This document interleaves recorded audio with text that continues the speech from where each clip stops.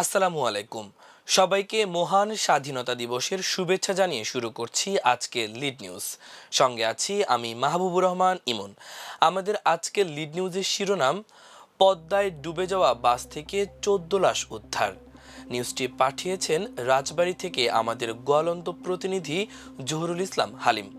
চলুন দর্শক, লিড নিউজটির বিস্তারিত জেনে নেওয়া যাক।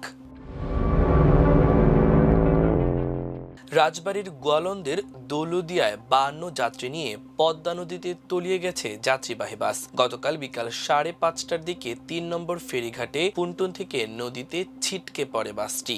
এ ঘটনায় নারী ও শিশুসহ 14 জনের লাশ উদ্ধার করা হয়েছে। আহত অবস্থায় 7 জনকে উদ্ধার করে গোয়ালন্দ উপজেলা স্বাস্থ্য কমপ্লেক্সে ভর্তি করা হয়েছে। নিখোঁজ রয়েছে আরও অন্তত 31 জন। দুর্ঘটনার পরপরই বাসটি উদ্ধার কার্যক্রম শুরু হলেও প্রচণ্ড ঝড় বৃষ্টির কারণে তা ব্যাহত হয়। পরে রাত 1টার দিকে নদীর 90 ফুট পানির নিচ থেকে বাসটি টেনে তোলে উদ্ধারকারী জাহাজ হামজা। ফায়ার সার্ভিস সূত্রে জানা যায়, উদ্ধার হওয়া 14 লাশের মধ্যে 3 জন পুরুষ, 7 জন নারী ও 4 জন শিশু রয়েছে। জানা গেছে, বুধবার দুপুর 2:10 কুষ্টিয়ার কুমারখালী থেকে ঢাকার উদ্দেশ্যে ছেড়ে আসা বাসটিতে 56 জন যাত্রী ছিল, যাদের বেশিরভাগই ঈদের ছুটি শেষে কর্মস্থলে ফিরছিলেন। বাসটি যখন ফেরিতে ওঠার জন্য পুন্টুনের দিকে যাচ্ছিল, তখন 4 ও 5 জন বাস থেকে নেমে যান।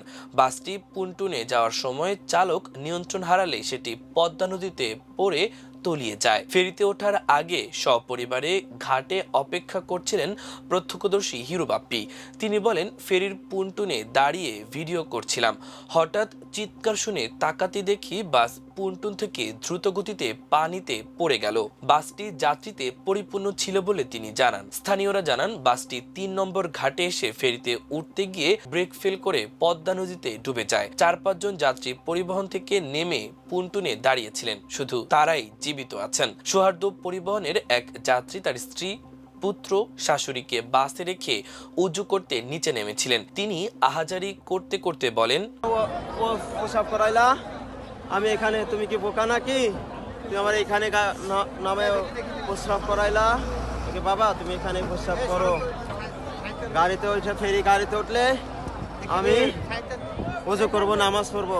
তুমি এক কাজ করো, তোমার আম্মুর সাথে করো, আমি এখান থেকে ওযুটা করে আসি। কয় না বাবা, আমি বাবা তাহলে আমি নামবো না।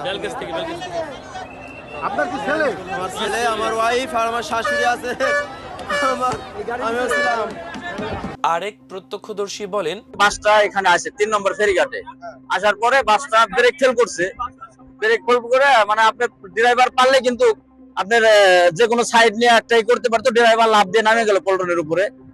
নামার পরে গাড়িটা পানিতে চলে গেল। তারপরে জীবিত আপনার 7 জন লোক উঠে হয়েছে, আর মৃত আপনার 4-5 জন লোক উঠে হয়েছে। আনুমানিক উঠে তাদের হসপিটালে পাঠানো হয়েছে। তা আমি এখানে ছিলাম, আমার ডিউটি ছিল 3 নম্বর ঘাটে। প্রথম গাড়ি রানিং এ টান দিছে ফেরিগুলোর লেগে, দেওয়ার পরে গাড়ি ব্রেক খুলে গেছে।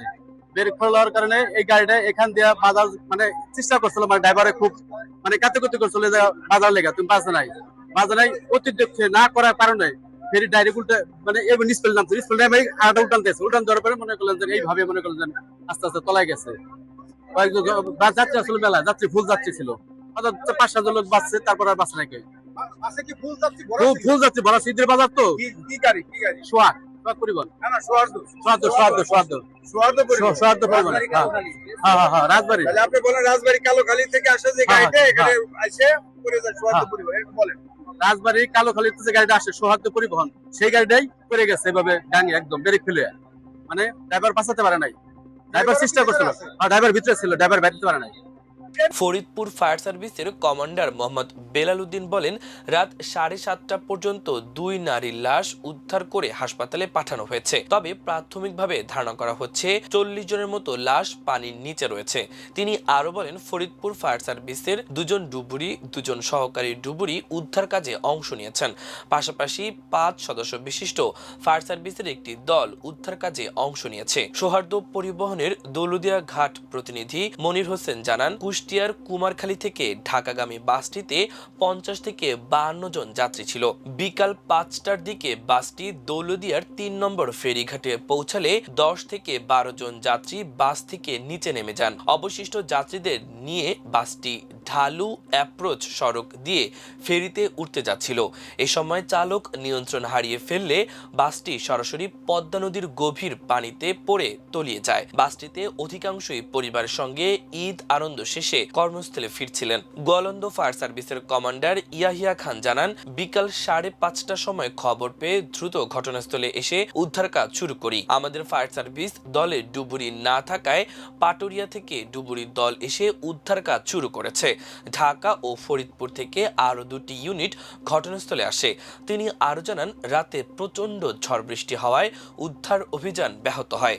পরে রাত 12:30টার দিকে বাসটি নদীর গভীর পানি থেকে টেনে তোলেন উদ্ধারকারী জাহাজ হামজা। বাস নদীতে পড়ে নিখোঁজের সন্ধানে পদ্মার পাড়ে ভিড় করেন স্বজনরা। নিখোঁজদের স্বজনরা আহাজারি করছেন। তাদের কান্না আর আহাজারিতে ভারী হয়ে ওঠে পরিবেশ। এদিকে বাস ও নিখোঁজদের উদ্ধারে কাজ শুরু করেছে উদ্ধারকারী জাহাজ হামজা, রাজবাড়ী ফায়ার সার্ভিস কর্মী এবং মানিকগঞ্জের ডুবুরি দল সহ অন্যরা। তবে রাত 8টা থেকে প্রচন্ড ঝড় বৃষ্টির ফলে উদ্ধার অভিযানে বিঘ্ন ঘটে। ঘটনার পরপরই উদ্ধারকারী জাহাজ হামজা এসে উদ্ধার অভিযান শুরু করে। হামজা আসতে দেরি হওয়ায় নিখোঁজদের স্বজনরা উত্তেজিত হয়ে বিশৃঙ্খলা তৈরি করার চেষ্টা করছিলেন। তারা ফায়ার সার্ভিসের কর্মীদের উপর হামলার চেষ্টা করেন।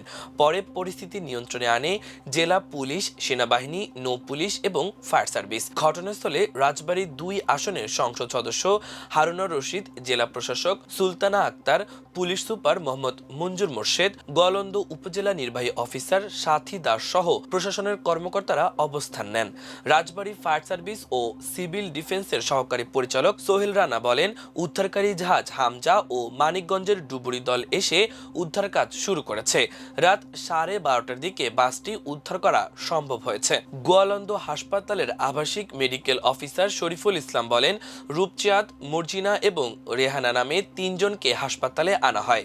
এর মধ্যে মর্জিনা ও রেহানা নামে 2 নারী মারা যান। Civil surgeon doctor SM Masud বলেন, আমরা 2 জনের লাশ পেয়েছি। দৌলদিয়া ঘাটের বাস দুর্ঘটনা সংক্রান্ত তথ্য প্রাপ্তির জন্য জেলা প্রশাসন রাজবাড়ীর কন্ট্রোল রুমের নম্বর 01733336409। আমি আবারও বলছি 01733336409 সঙ্গে যোগাযোগ করার অনুরোধ জানিয়েছে। জেলা প্রশাসক কার্যালয়ের সহকারী কমিশনার ও নির্বাহী ম্যাজিস্ট্রেট NDC হাফিজুর রহমান বলেন, বাসটি পানির 90 ফুট নিচে। পানির চাপের জন্য ডুবুরিরা উদ্ধার কাজে হিমশিম খান। প্রিয় দর্শক, আমাদের আজকের লিড নিউজের আয়োজন এই পর্যন্তই। আগামীকাল আরেকটি লিড নিউজ নিয়ে আপনাদের সামনে হাজির হব। সে পর্যন্ত মহান আল্লাহ তাআলা আপনাদের সবাইকে ভালো রাখুক, সুস্থ রাখুক। এতক্ষণ সঙ্গে থাকার জন্য অসংখ্য ধন্যবাদ। আল্লাহ হাফেজ।